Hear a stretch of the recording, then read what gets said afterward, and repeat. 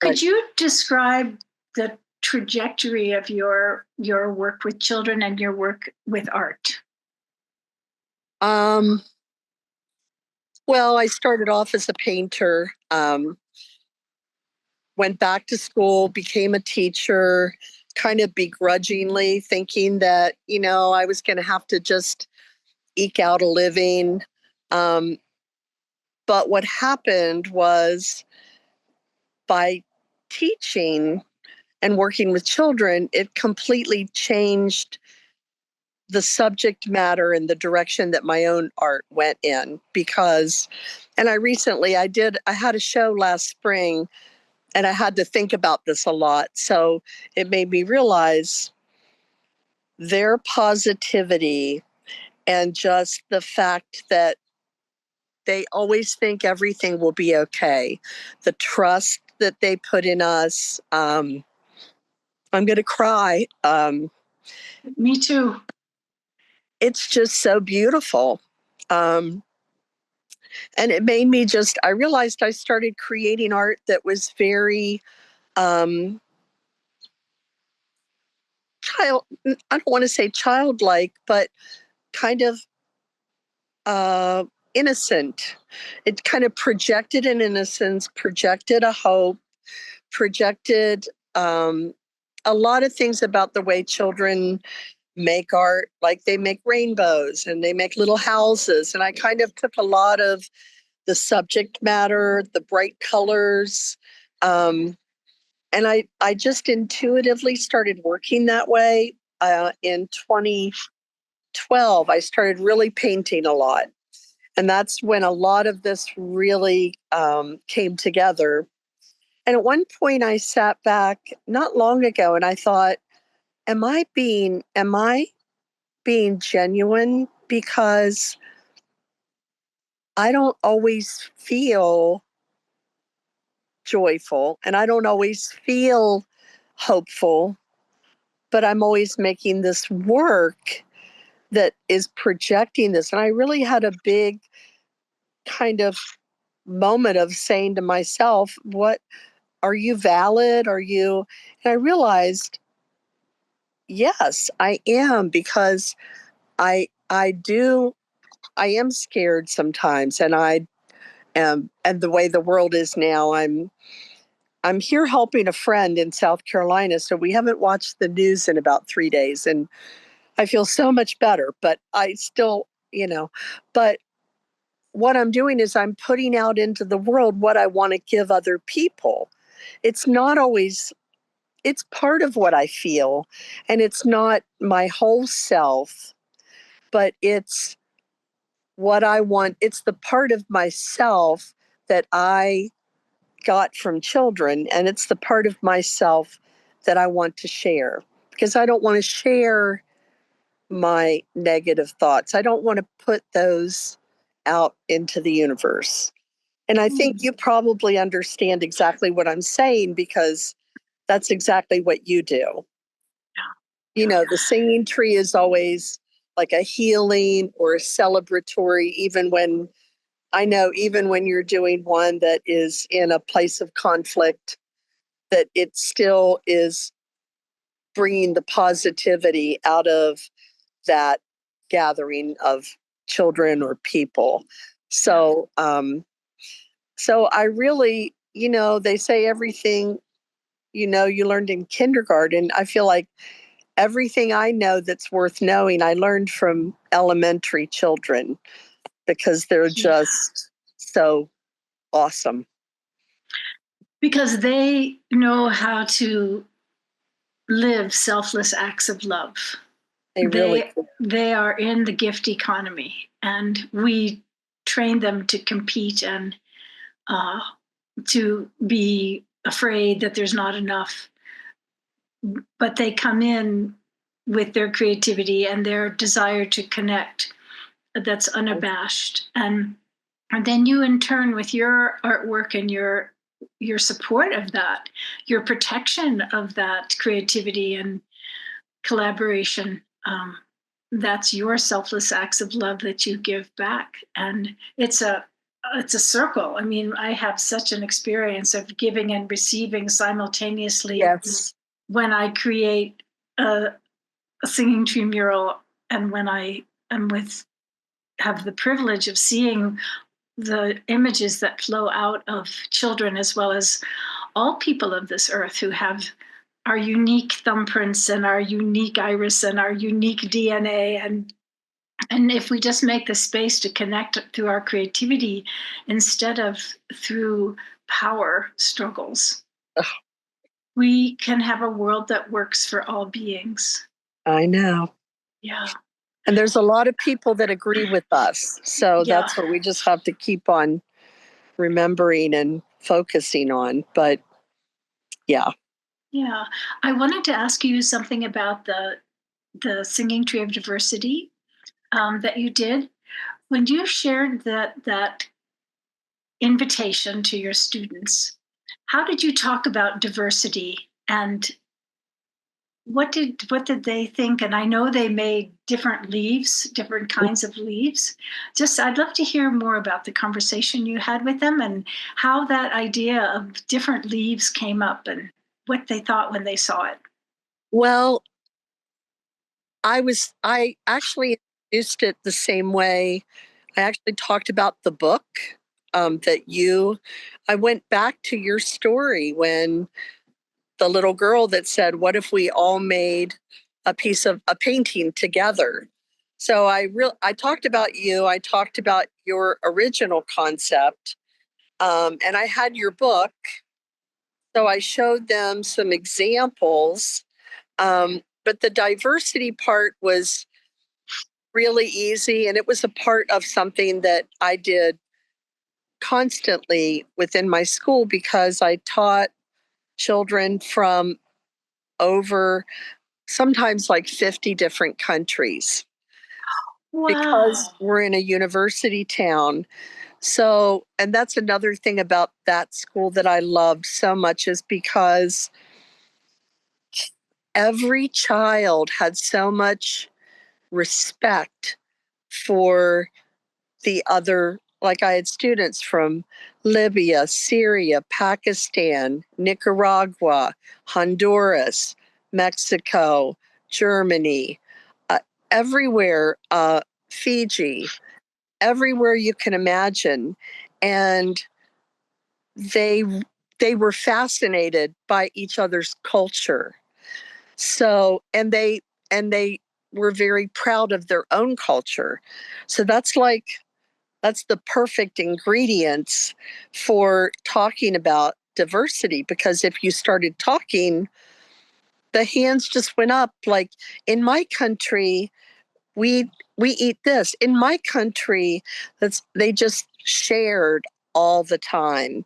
Mm. So when we made the singing tree, the different leaves are we did kind of a little, I don't want to say worksheet because it's not the way I work, but I did have them fill out a paper, and most of them that were there internationally knew, oh, I'm from uh, Spain or I'm from Portugal.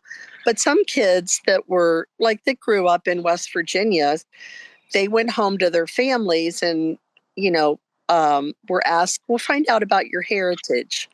And so they each found out their heritage. And then they researched my fifth grade. It's been a while. I think I used my fifth grade honors class, then researched le- leaf trees that were indigenous to all those countries. Oh, I had no idea. That's So, fantastic. so if you were, and then we made patterns. So we used tagboard and we listed every country that was represented in our school. And then, okay, if you're from, Nicaragua, here's I don't know, it could be like I'm thinking of those trees that have the strings that come down, but they would use that leaf. Yeah. If you're from Panama, it might be a palm leaf. But if Yeah. you were, and then there were some kids that were just like, well, Oh, I'm from Connecticut. We'd say like, well, if you can represent America too, you can use, a maple leaf. So we had a few leaves that were indigenous to like West Virginia and a few that were just indigenous to the country. Um, and then on the leaf, they each created an image of something that they felt was really important to them that they contributed to the world. Beautiful. And how So many kids contributed to that painting about? over 900, Wow, probably close to 1,000. that is just amazing. And And then I also went on a trip to Fiji, um, yes, and I took Lee. Debbie did a tree there. It must have been a different year after they. I'm trying to think of what we were working on there, but we were working on something on paper. So I just took a bunch of leaves, and they just love to draw. So when they were done, I had a lot of the people from Fiji um, draw on leaves, and then I brought them back. We also did birds in Fiji, and I added those kind of as like an nice. exchange. The students at North, I think we did birds and sent there, and they did birds and leaves, and I brought them back and added them. So it was truly very diverse. Oh, that's so beautiful. And how has the Singing Trees structure served and or impacted you? Oh, it's just so special. Um, I mean, both of my principals, I think, had it on their as their Facebook background. They still do. Mm. We had an Hmm. image of it in the school. But I think the most impactful moment was Daniel Dancer always makes a video of the experience. Hmm. Now, if he linked you to that, I don't think so. oh, Yeah.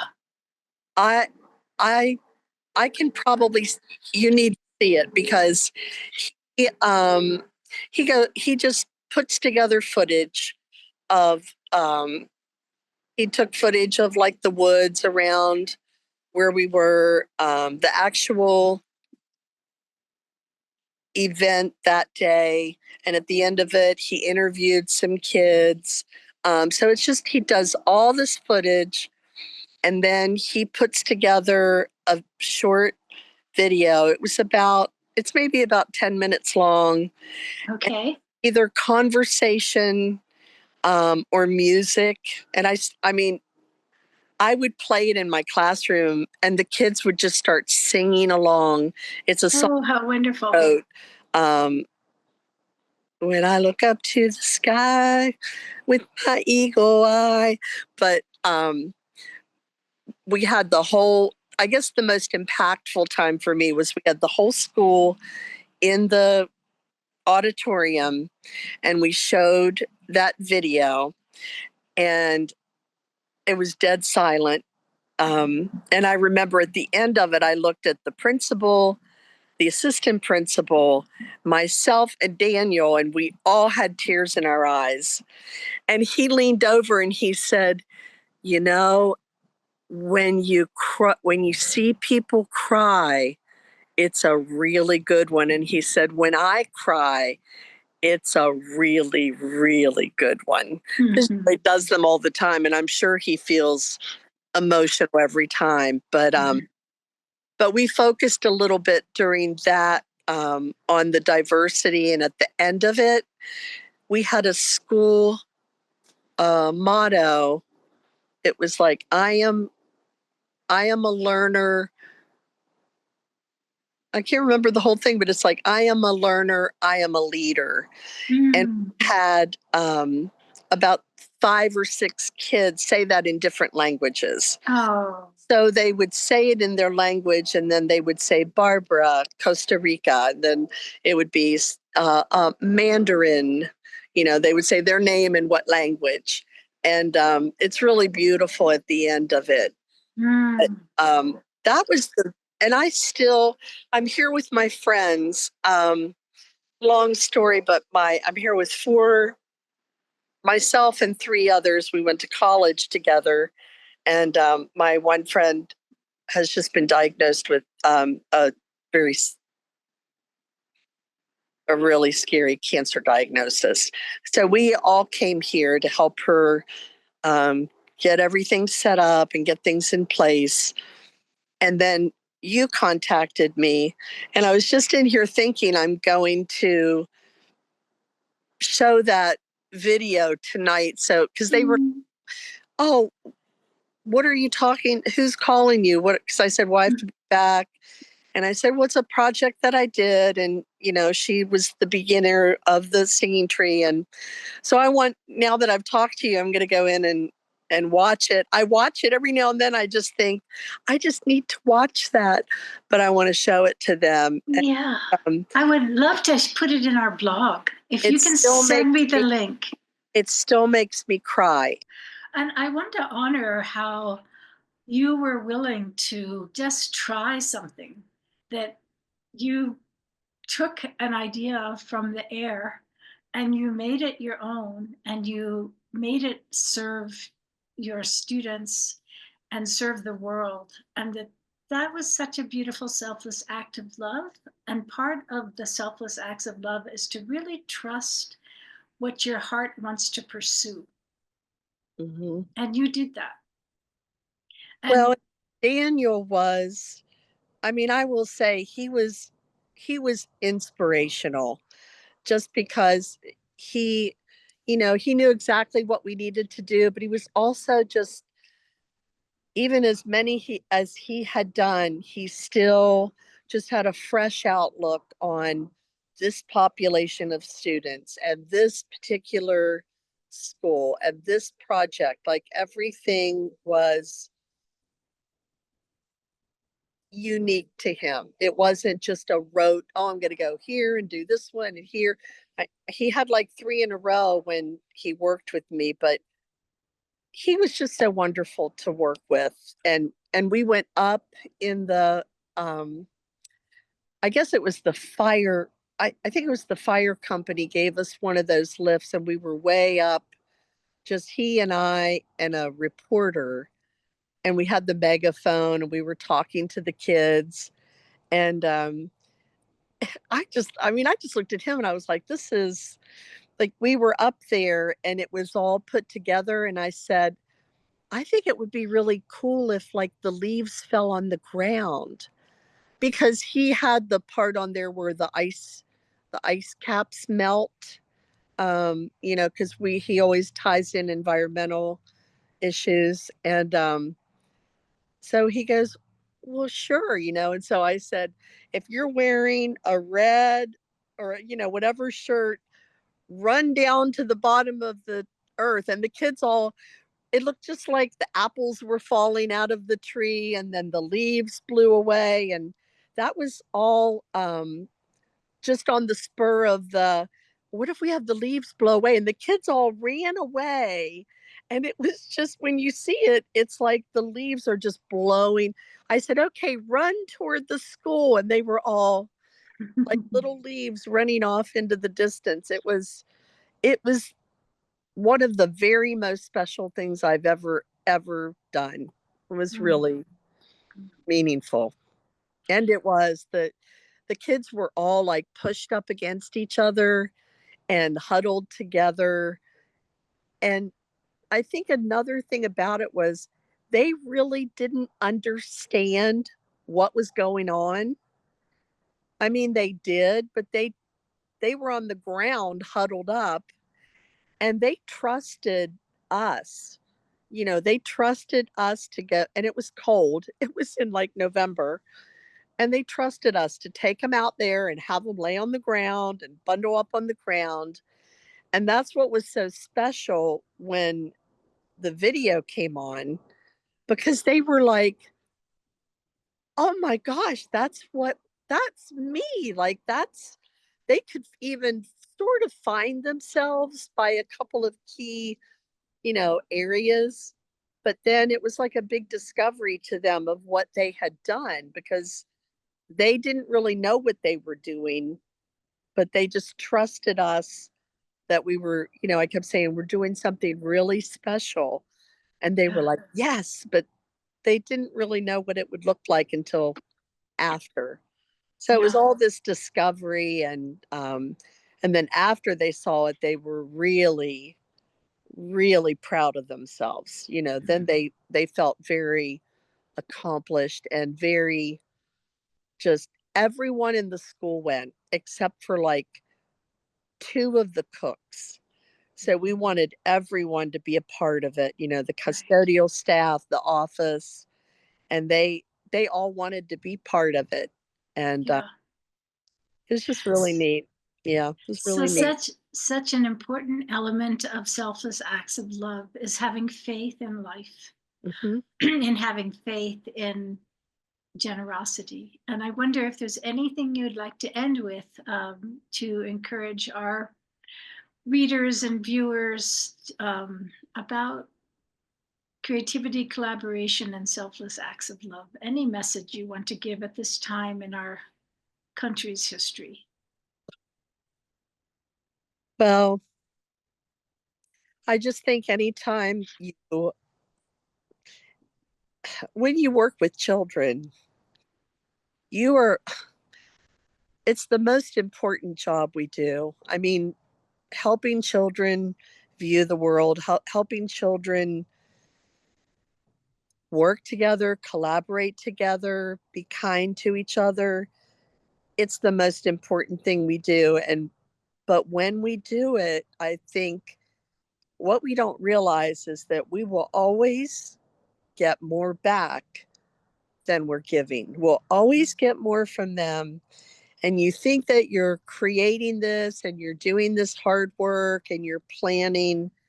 But for me, I I could never say that I gave more than I got. I know that I always received more by doing that than what I felt I was giving. So it always comes back to you.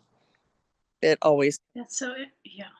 Thank you for those words. And I'm thinking about Jane Goodall, who we featured in our first Selfless Acts of Love. And I'm sure she would say that she got more back from the chimpanzees than she gave to them.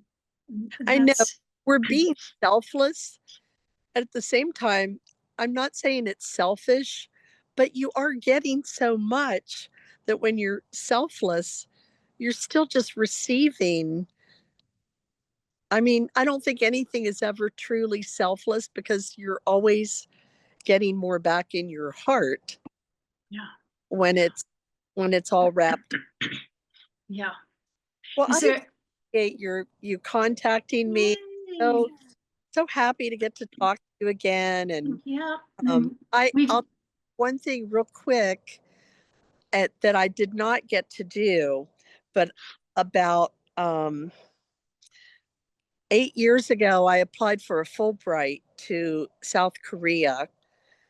I applied to do a singing tree mm, with children there who had escaped from North Korea. oh my goodness. Yeah, And the reason you don't know about it is because I didn't get to do it, yeah. but I was first alternate. Okay. Yeah, So I right. got this letter saying, congratulations. And I was like, oh my God. And it was like, your first alternate. And I'm like, I don't want to wish to get to go because someone would probably have to have something horrible happen Mm-hmm.